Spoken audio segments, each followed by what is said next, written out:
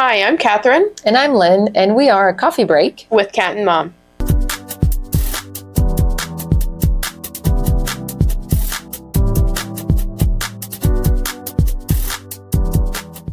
Welcome back to our podcast. Today's episode 44, and we are going to be talking about motherhood. I am not a mother, and I don't plan on ever being a mother, or not in the future at this moment. Not at in least. the near future. Yes. But I'm going to be interviewing my mom per usual, because every time we do a question-based podcast episode, I end up interviewing her, and she gets annoyed by it. But she usually has very good answers, so I think it'll be a great episode. I don't know about that, but I'm going to try to have a couple already planned for you, question and answer Great. very soon. But first, we'll start out with our weekend review. I'll go first, I guess. Usually I don't, because I can't remember I can't remember what I did too. But I started my last first week of college. So we have some champagne to celebrate. For her first day of school. Yeah. Ever. Well, I already got through the first week. I know, but we waited till today. Yeah. It was Monday, but we waited till today. I can't even speak. We waited until today. That's good champagne. Yes, it is. But pretty much this week has been a little bit of school. It's syllabus week, so we really didn't have anything. And then training for my Ironman in November. I'm sure you probably already know about it if you guys are watching our podcast. Today I went on a 4-hour bike with a 20-minute run after. And on the bike, there was like a storm literally right behind me the last hour. Might storm again in the next few minutes, but yeah. Yeah. So it was so windy that it was pushing my bike, and I was on like a flat road, and it felt like I was going uphill. I had to push against the wind. But then the last 40 minutes, I'd say, of my bike, I am going on the bike path, and there's a lot of twists and turns on like this mile section of it. And I'm going around, I'm about to get to the sharp turn, and a grasshopper lands on my glasses. And literally, the next second I'm looking up after the grasshopper leaves, I guess. I look up and I'm going straight towards a fence. And so I made a split decision to turn on to my side and pretty much just make myself crash, because there's no way out of it. I didn't have enough time to react. And instead of going into the fence and crash. Flipping over it, that'd be really bad, I turned into the sand and skidded along the sand. And I really thought I broke something on my bike. I was more worried about what happened to my bike than if anything happened to me. But I bruised up this leg pretty bad, and I have some very small scrapes. So I was extremely lucky. The worst thing that happened was my chain dropped, and I just put it back on. So that was it. And this girl came by on her scooter and was like, "Oh, hey." And I was like, "Yeah, I just ate shit." And she's like, "Oh, all right." I was like, "Yeah." And then also I ran over 2 snakes. I've seen 20 snakes on this trail this week. I ran over one snake over its head. And I was thinking about it the whole time. I felt so bad. When I came back, it was not there. So I must have survived. It just has some brain damage. The other one I ran over the end of its tail. So it should be fine, right? Grows back. I don't know anything about snakes, but I'm sure. Well, hopefully they're fine. I literally prayed for them after. I was like, I feel so bad for them. But there was I think 6 dragonflies that ran into me, and it's gross when they buzz in your ear. Oh, yeah. And you're like, ugh, it's gross. But that's the grasshopper on your glasses. I mean, yeah. When you texted me what happened, and I was like, oh my gosh, are you okay? And then I started laughing. She was laughing, and I started crying because I was just like, what the fuck? I really thought I broke my bike, but everything's good. And that is why I'm dressed like a bum right now. I don't think I've ever really dressed down like this for one of our podcast episodes. Usually I like to say that this is a classy, fun podcast, but I'm really tired. I had a long training day. I think I dressed down a couple times. Well, today we worn our matching PJs, but I think those are cute. Yeah. But yeah, I kind of look like shit right now, and I feel like shit. So this is me. Yeah. Well, I was at a hot swim meet today. It was your sister's first swim meet with this new team, and it was with the humidity 103 today, and we're like in the hot sun. There is no shade at this meet. But unfortunately, we were very lucky. Not unfortunately. Fortunately, we're very lucky. A lot of parents had, actually, I think we had 1, 2, 3, 4, 5, 6, 7 tents. Really? That were up. So I was able to squeeze in underneath one of them, and the kids had the one that says, the TCA, Treasure Coast Aquatic Team. But yeah, it was a hot one. I mean, it is the end of summer here in Florida, so it is very humid because there were storms coming and it's hurricane season. So we're getting this, but it was like really, I was hot, so I sweated a lot today, and then started doing a bunch of things, and then I did fall asleep watching a movie that I really did not want to watch, but your sister wanted me to watch with her. I don't know. I walked in to tell her about my wipeout on the bike, and she's like slowly coming back to reality. I was just like, I'm pretty sure I'm going to figure out this end of the movie, the middle, I can miss it. I mean, I got this, which I did. But anyway, so no, we can review. That's about it, I would say. Nothing too interesting. No. But now we will talk about our coffee review. Yeah. We are called A Coffee Break with Cat and Mom for a reason. Every episode we usually go to a new coffee shop, and sorry, the ring went off. Ring camera. But usually we go to a new coffee shop and we review it and we come back to you guys, tell you how it was and the vibe of the coffee shop.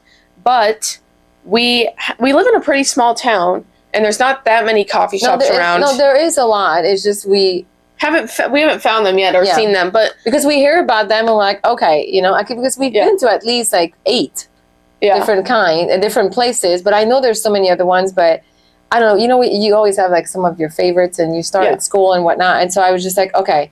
So, and I had a free coffee at Sorrel Coffee. So I was like, I'm just going to go back there. But they did surprise me. They did switch my matcha because I said I was not going to have a matcha this week. But when I got there, they recognized me. So they're like, oh, Dr. Lynn, we got this. We got your usual. I didn't have a chance to. I said, well, make it different today. I'm supposed to try something new. And then they mixed it up a little bit for me. So what was it? Well, instead of vanilla, it's a matcha with red raspberry cold foam, because I like that now, or strawberry, but they did red raspberry. And instead of doing the vanilla pump, they did a white chocolate mocha. And I usually don't care for stuff like that. I'm not that person, but I have to admit that with the raspberry, and it was really, really good. I mean, I still like my favorite one, but I'm glad they made me try it. And then they have muffins there, or bagel bites or things like that, and it's freshly made. And I had my favorite, which was carrot pineapple, and it was a muffin. It was really good. It's my treat on Thursdays. I go there, but that was really good. And I went to, I think twice this week. I went to my favorite coffee shop here. As of now, obviously we haven't tried any other ones, but the Blue Door, I am obsessed with their chai latte. I think it is quite literally the best chai I've ever had. It is so amazing. So much flavor, and everybody there is nice. It's such a cool vibe. There's an outdoor area where they sometimes have live music. They had a lady come with some of thrifted clothes, and it didn't have any price tags on it. She just, if she finds a cool shirt or a cool dress, she just gets it, and then she'll price it for you. You can negotiate. There was a lot of cool clothes, and everybody there just dresses cool and they look cool. So if you guys live near Stewart or downtown Stewart, go check out Sorrel and the Blue Door. Sorrel's in Palm City. Yeah. But now we will dive into our topic, and that is motherhood. We decided to have a deeper topic because I feel like these past episodes we've had very fun ones, our vlog styled podcasts. School. And I do want to do the car podcast again, where we drive to go get a coffee, and then we talk about it in the car and we have a topic. But I do have some questions for her.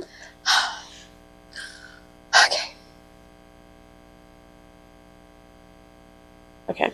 They're not that hard. But first, you say that all the time. What's something about becoming a mom that surprised you the most? She didn't hate your kids.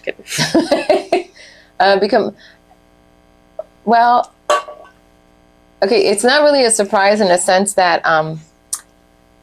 there's so many things. There's these 3 or 4 that come to mind right now, and I'm saying that it's not a surprise because people tell you, but until you experience it, when they say time flies so fast when you're a mom. Don't blink, your kids will be, in high school or in college. It's not a fucking joke. It is true. it's, you blink. You even saw this with your sister. That's what I was just going to say. My little sister, we're 9 years apart. So I saw her as a little baby, and it's like actually insane because now she looks like she's 16. She's 11, but it just feels She's like tall and it feels like where's the I wasn't baby? able to like. I mean, her and I did have a very special relationship with her growing up, but I feel like it just like you weren't kidding when you're like enjoy these moments with her because it's gonna like go by so fast. It's ridiculous. And then I just just saw something on Facebook. If I would have known you were going to do this, I would have pulled it up. But it was like a saying, and you guys would say like, it's so totally your generation, but it is true in a sense. Like what if you could go back just for a minute, you know, and be with your kids? Like not changing anything, but what would you do and be like just to soak it up one more minute? Yeah, just to soak up like it says like when they first realize you're their mama. You know, it's like. I wouldn't change. I would like to take time slower, to just not rush the day. You know, just to be calmer, wiser. You know, not elevate my voice. To be just more patient. Of course, then kids will drive me nuts sometimes. But all this, like maybe not change everything, but to be with you and see that face when you finally like that's my mama. You know, just that it goes very fast. So that's I would say that's one thing, but. Surprise you how much you can love another human being is unreal. I'm not going to cry, might cry, but it's just unbelievable to just look at your baby. Even now I'm looking at you, I'm just like, oh my gosh, she's my baby girl. Like, how can you love a human being so much? It's surprising how much of you. And then what's very surprising is how much you can't sleep and you're stressed out all the time and forever. You love them so much. While you love them so much. But also you're like, ugh. Yeah, the whole time. And, you know, like even you guys are older. You guys went out, you know, during the summer and stuff and can't sleep until you know they're home. You know, it's just stuff like that, you know. So it doesn't surprise you, but at the same time, it surprises you. Very good. See, I told you she has good answers. But it reminded me when you're like, if you could go back, having Amelia, like seeing Amelia go back to middle school and like get all excited for the first day of school made me like realize that I really didn't cherish going to middle school. Like I was like, oh, I hate school. Like I just want to get through school and then like I'll have swim practice. I just got to get through swim practice. And I feel like it makes me miss it. Like even Bryce, my boyfriend, was like, oh, I kind of miss those days. But yeah. Next, do you remember what went? I guess you might have just answered this. Do you remember what went through your head the moment you first held me? Well, first you were very pretty when you came out. When I came out, not anymore. Well, no. I'm just saying that compared to your two sisters, you were the prettiest coming out. But then you had the craziest hair that looked a little rough. It's rough. But she had pretty hair everywhere, but this curly thing that I could not bring myself to cut. So she always had an attachment to the curl. This thing sticking out. I would say is to look, and just when you heard my voice, and then you just looked up, and you did the same thing with your dad. You just said, "Hey, baby girl," and then you just looked up. It just that moment. I'm pretty sure he remembers it, and this you can't explain the love that you feel. It's absolutely unbelievable. It's amazing. What was the hardest adjustment in those first years of motherhood? So with Bella, you weren't. It was your first time being a mom. Yeah. Well, the not sleeping as much. I mean, you just know you're not going to sleep, but it gets, you know, when you hear moms say like, oh my gosh, I can't do this thing. I'm not going to make it and blah, blah, blah. Yeah, there's some nights I was waking up in the middle of the night to nurse you guys and just like, I won't be able to function tomorrow. What the hell is that? You know, this and that. Yeah. But even like later on in life, you guys were athletes, you know, I would wake you up at the very last minute in order to just, you guys put your swimsuit on and go. Well, I was up, you know, an hour earlier to get everything ready, pack everything, get myself ready and stuff. So I will say that, you know, just the change of schedule. Yeah. But I've always been But it wasn't a consistent schedule, right? When you first... Well, that's the thing. You know nothing. You know, like that's what they say with your first child. And Isabella knows this. Like, you know, she almost grew up with us as parents, because the first child, you don't know what you're doing. You're all experiencing life for the first time. First time, like, am I screwing something up? And that is something, I don't know if it's going to be one of your questions, but that is something that you feel all the time, even with Amelia, even with all of you. Did I do something to screw you guys up? Like, am I screwing this up? Like, it's in the back of your mind at all time. But when you're a baby, especially, just like, I don't know what I'm doing. Like, what do I do? And then I was nursing and I was on a schedule with you guys. I'm a person that's always like schedule and notes and stuff. And I mean, it keeps me organized and my life is less stressful that way. But to have, like, like a list, if you want to. So the nursing consultant, whatever, it's the lactating consultant, whatever she was, when I was calling, she's like, just write it down on a little piece of paper, a little notebook, so you know when to nurse. You guys were never like, oh, you're crying, I'm gonna nurse you. No, you were on a schedule and stuff, and it really facilitated like the day. Yeah. But because we got kind of used to it. It's like, you gotta this is a bad example, but like when we feed the cats, like, they know what time. Daphne knows what time.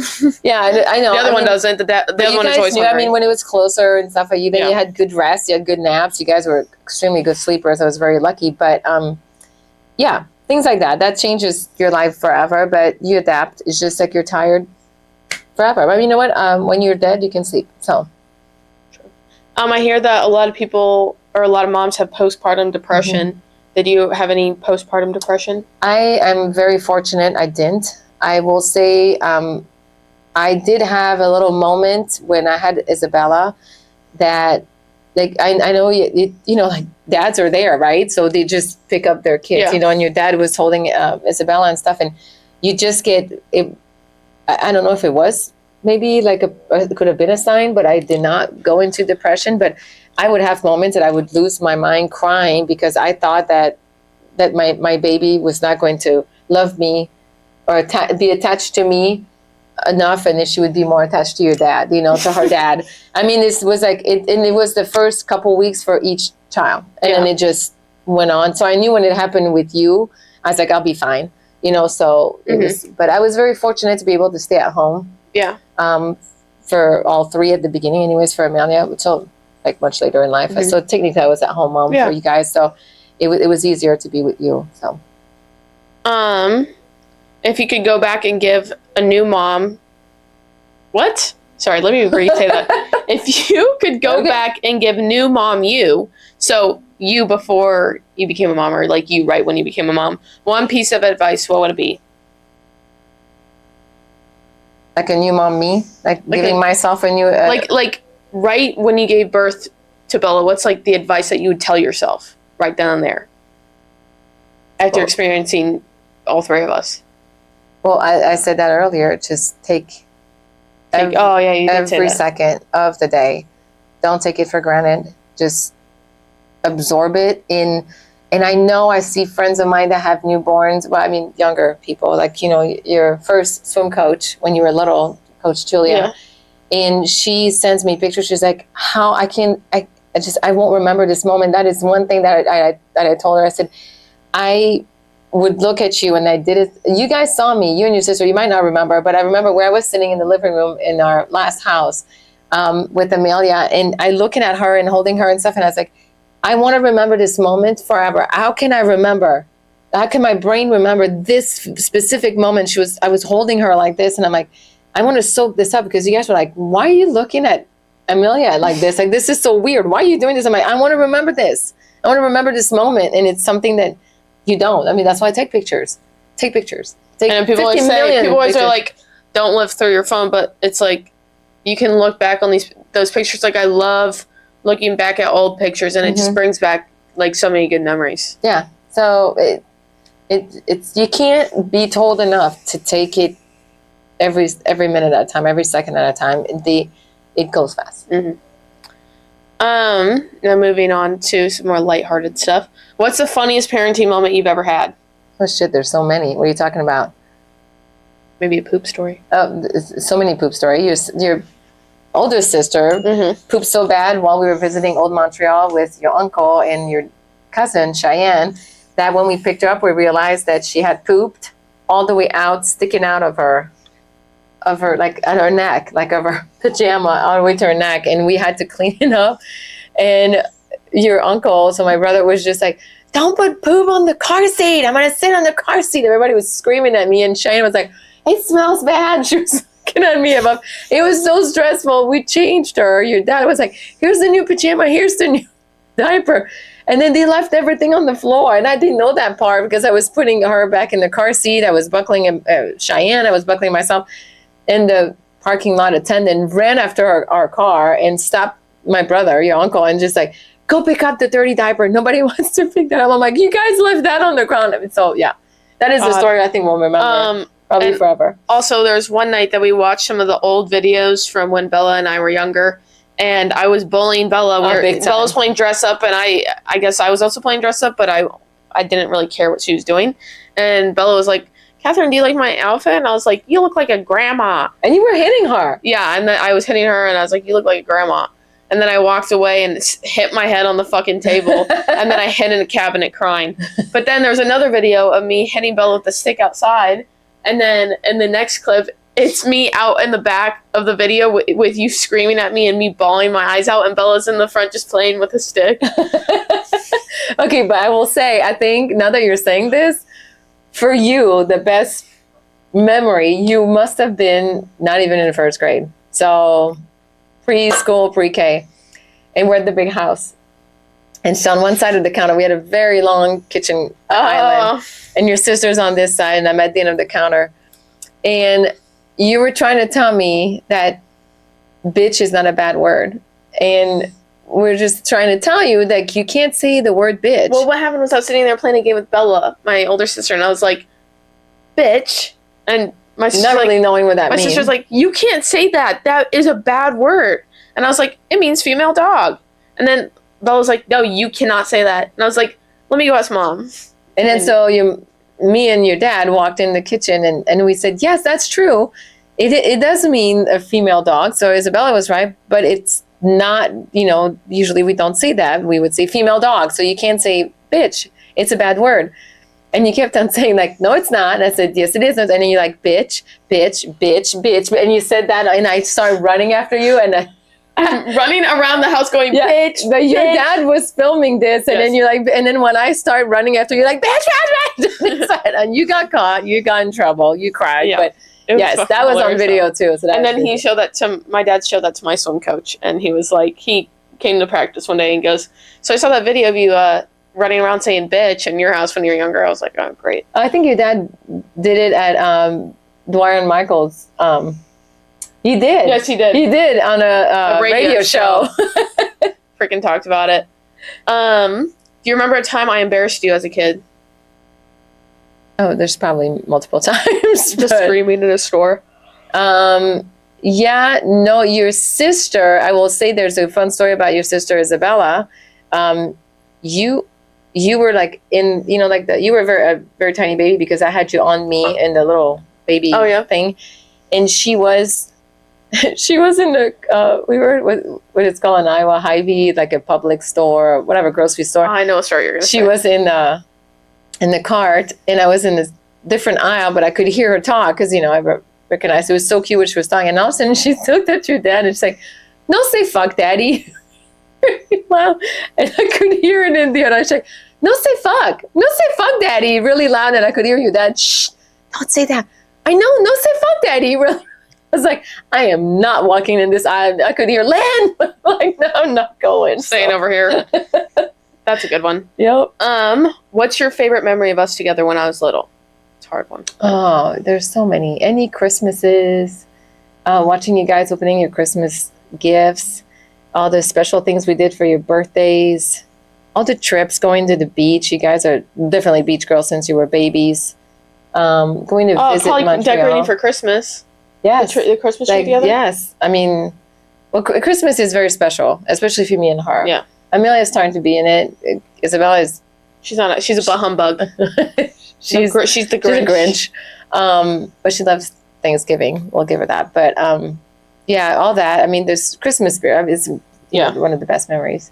But there's so many. We did so many fun trips. Like I remember my first trip with you and Isabella when we went to Disney. Mm-hmm. Just the three of us. It was our first time doing something, just the three of us. And Yeah, but you were a little bit older, so we could do more fun stuff. So, a little bit older, and it was, that was fun. That was a lot. I remember that trip. I had so much fun. It was a lot of fun. What? Now this is more of like reflection questions. Oh, these are hard. What's the most challenging part about being a mom of an adult now compared to when I was a kid? Well, I mean, you live with me, but I will compare this and your sister coming in. So your sister loves to say, like, well, I'm an adult now, so I can do whatever I want. I'm an adult now. Yes, it's true. But when you're like in my house, it's still my rules. Mm-hmm. But there's still basic things like when I say that you're my baby girl, she's like, I'm an adult. And I'm like, well, you were going to be my baby girl till the day you die, till the day I die. I'm my mom's baby girl till the day she dies, So, but there's always like, sometimes there's a fine line. I'm older now and I'm a mom. It's like when I go to my parents' house, it's under their rules. It's under, the way of course they will respect the way like I raised you guys and stuff. But so it's the same thing that it's a fine line when you guys come here to respect and accept, because when you guys leave, that's for I think every parents will agree with this. When you guys leave to go to college, it's hard for us because we come back home and it's an empty room, right? But you guys find yourself, you become independent and you got all, you think you got all this shit figured out, which in a part you do, but there's still a whole lot more to figure out when you are really truly on your own. And that's something that I didn't know until I saw it from you guys. You just, because I lived it, I did it, but I didn't know, and then I see you guys and then you come back and you're just like, I got this shit down, like, whoa, like, slow down. This is still my home. This is still, so this is a little bit different, but I will say that now I can really see it from your younger sister.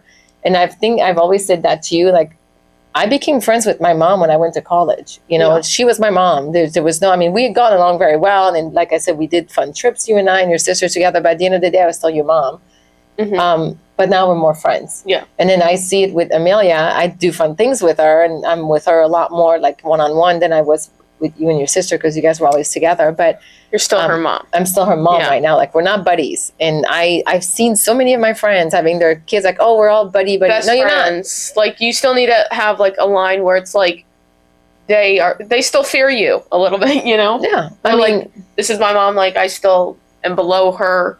Like, you still need to have that the respect superiority and respect. It's a level, like you still respect me as a mom. I still respect you as an adult, but we can do that now and be friends, but not because you can, I can still kick you out of the house and you could still you would still be able to live, Sure. But not your baby sister. So, yeah. The last, I guess, big question, how has motherhood changed the way you see your own mom? Okay, so I was a figure skater, and I remember the very first season of you swimming. We went different places. It was not even as expanded as when we did when you were younger, and then going to a bunch of different towns and cities and having to stay there like 3-4 days, prelim finals, like long stuff. But still, we still traveled a lot. We still woke up early. We still planned dinners and food and whatever. And I remember calling my mom one Sunday night, whatever, when we came home, and I said, thank you so much. And she said, for what? I said, for everything you did for when I was an athlete. Holy shit, this is a lot. It's a lot. Not, financially it is, but it's so much organization, and it's a lot in preparation and whatnot, and just, thank God I'm organized, but it was in being involved because my mom was the vice president and the president of our figure skating club. Yeah, I didn't know that. And so, I knew she was a lot involved, and I knew she was very busy with this. And so, she was the secretary because I think that she did pretty much all the positions. Yeah. She loved it. I was there all the time, someone as well, right? So that's why I became an official at swimming, because you were there all the time. But so that is one thing that I remember, my mom being so involved with all this. And you appreciate it, but you don't know until then you do it, and you're just like, that was a lot of work. And thank you so much for supporting me. And she knew I was not going to go to the Olympics. She knew I was not going to make this as my my job. But it's still, I think swimming changed a lot of things in your life. I think it molded you. I think it really did. To be a very good. I think that I am the way I am because of swimming and because of my coach and because of that dedication and structure consistent, and schedule. Yeah. But thank you. I guess I mean, I don't have a daughter or a son to realize that. No, but you did say something one day when we were planning, whatever what it was. It was probably for Amelia, I'm guessing, and you're like, holy shit, like you guys spend so much money on hotels. Yeah. And I remember, yeah, we did, but I remember at the end of the, like literally state championship, like long course in the summer, ended mid to end July. In the beginning of August, we were 3 or 4 families in one, like we were rotating every year, like somebody's house. And we had the whole schedule for the whole year until like the following summer stay. And we had all of our hotels reserved. Yeah, because they book up and they put the prices up last minute. Like last minute. So we had all this booked. I mean, there was a lot of, there's a lot of work behind this, but not just at school. I was involved in school too. Like my mom was at home mom too. She worked for our family company, but she did a lot of work from home. So it was, she was present. So that's why it was very important for me to be present for you guys too. But yeah, when I see what my mom did for me or with me, that's what I want to do with my kids, and how she was also very involved with you guys. Even though they lived in Canada, they came to visit so much and did so many things with you too. They did. And Isabella especially. So. Yeah. My grandpa actually supported me so much. He gave me how much money per 25? Oh my gosh, that was ridiculous. No, yeah. Was it $1 or $5? I thought it was like $5. I think it was $5. Oh my gosh, $5 to every lap, and I don't think he realized how far we could really swim. We could swim all day without stopping, and for money, we really did. We really that was the start of my savings account. Yeah, and he paid. He had no. I mean, he's just like, there you go. And my mom was like, oh my gosh, stop swimming, stop them. Yeah, my dad did stop us though. Yeah. Now we have some fun rapid fire questions. Eesh. Sleepless nights or toddler tantrums, which is worse? Tantrums. Which of my phases growing up was the hardest to handle? Phases? Wait, now I have to think about that one. I think toddler, because you were a little shit to your sister. Yeah. And then she was cleaning everything and you went just right behind her, fuck everything up. I will say that. Besides that, you were the compared to your 2 other sisters, because they're the same, and we just figured it out, like how much Amelia is just defiant, like your sister, your oldest one. Oh my gosh. I mean, she's a good mix of both of you. Thank the Lord, she's got best qualities from both. But I would say that one, I wish she was more like you. You were a whole lot more easygoing. What's one piece of mom advice you wish I would always remember? Well, I don't know. What this is more a question for you. I don't know. No, I don't know.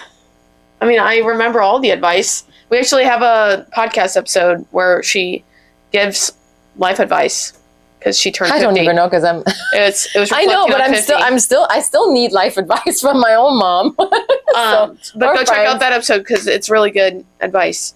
And I made some cute pictures from it. I did cry during that episode. I don't know. Be you. Well, be you. Just never stop believing in yourself. Just, like I said in that episode, things that at your age, or even a little bit, even when you guys were all born, what people were thinking of me or judging me was really still in my mind. Mm-hmm. That now, where I'm at right now in my life, I don't care. Just trying to get there before, sooner than when I did it. Yeah, I mean, I'm starting to already get there. The people I would say shit about our family from our small town. I mean, mm-hmm. You're hiding behind a phone screen, saying stuff about my family, and you can't even show your face and say it to our face. So. Mm-hmm. That's just I don't give a shit. Believe in yourself. I mean, because I know for all the changes I've gone through, from being separated and divorced and then moved here and getting a new job and stuff, there's sometimes I, quite frankly, crying myself to sleep, didn't think I was going to make it. Mm-hmm. And my mom still, probably thinking, shit, is she going to make it? But never stopped believing in me and never stopped telling me, you got this. Sometimes Okay, before my mom and my mother-in-law, they were very good that they were not putting themselves in our business. We were very lucky, your dad and I. However, if you wanted their opinion, you had to just buckle down because it was going to come up. You needed to be prepared to hear the truth. Where my mom now doesn't wait for the question if you want to hear it or not. She's just going to fucking tell you. And so sometimes I have now to say like, okay, you know what? I was there to ask for an advice. I was there for your support. Like, what the fuck? She's like, well, you need to hear the truth. Could you have just supported me for a second and then tell me the truth, you know? Yeah. But I'm at that point that I can't say that with her, you know, which before I couldn't. But, you know, I will always be your number one supporter. I don't care how much you love your husband, boyfriend, whatever. I will always be the number one supporter. And I will be there for you. It doesn't matter when, where, what, why. So always remember that. My knee hurts really bad right now. Sorry, I was like, I realized. Well, I'm also a chiropractor, so I'll be looking at that tonight. I just realized I have another bruise. Oh my gosh, there's another one coming up. Another bruise from crashing. So that's awesome. On my knee, that fucking hurts. But the last rapid fire question: who is your favorite daughter? That is so unfair. Anyways, like this. Moving on. We end every episode with a "Would you rather?" Yeah. So that's what she does. She asked that question. I don't think it's that funny, but it's you because I know you. Would you rather be forced to sing every song you hear or dance to every song you hear? Probably dance because I can't sing for shit. So I know, but she still does. I do, but I like to just dance. Shake your booty. Yeah. Oh, we do have embarrassing moment that we were asking earlier. She did do some pretty, I would say, what's the word I want to look? Yeah. Or not distasteful because it was kind of funny, but explicit, whatever. Explicit, yeah. Yeah. Dance in front of me and my best friend, Angie. And Mammy, my grandma. Yeah, and then we filmed it. WAP. It was the WAP dance, yeah. And we filmed it, and she was so proud that she could do it well. Because I could do, like, the splits practically, and I was like, wow. I have the hiccups now. Pretty embarrassing. But go follow us on YouTube at A Coffee Break with Cat and Mom. Those are where our video podcasts will be at. Instagram at acoffee.break and TikTok at acoffee_break. And our episodes are out every Sunday at 9 a.m. Eastern Time. And hey, wear my hat, Iowa, go Hawks. College football season just started. Yes, and go check out Sorrel and the Blue Door in Stuart, Florida. And we will see you guys next week.